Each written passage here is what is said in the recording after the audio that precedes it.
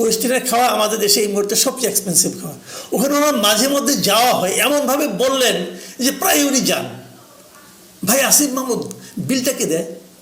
আপনি তো 4-5 জন বন্ধু বান্ধব নিয়ে যান, মাঝে মাঝে যান, মানে কি 1 মাসে 4-5 বার যাওয়া হয় আপনার, বিলটা কে দেয় ভাই? নাকি free Khan? Cash or kind এই ফর্মুলায় ফ্রি খান? আপনাকে কে খাওয়ায় ভাই? এই হলো আমাদের আসিফ মাহমুদ সজীব ভুঁইয়ার কাণ্ড কারখানা। উনি সরকারের একজন উপদেষ্টা। এবং উনি আবার এটাও কয়েকদিন আগে দেখলাম, উনি এটাও বলছেন যে উনি নাকি সামনে ইলেকশন করবেন, যদি করেন আর কি, তাহলে উনি এই শিডিউল ঘোষণার আগেই পদত্যাগ করবেন। তার মানে এতদিন ধরে গুছিয়ে টুছিয়ে নেবেন, যেদিন শিডিউল ঘোষণা করবে তার আগের দিন উনি পদত্যাগ করে উনি ইলেকশন করবেন। করেন ভাই, ইলেকশন করেন।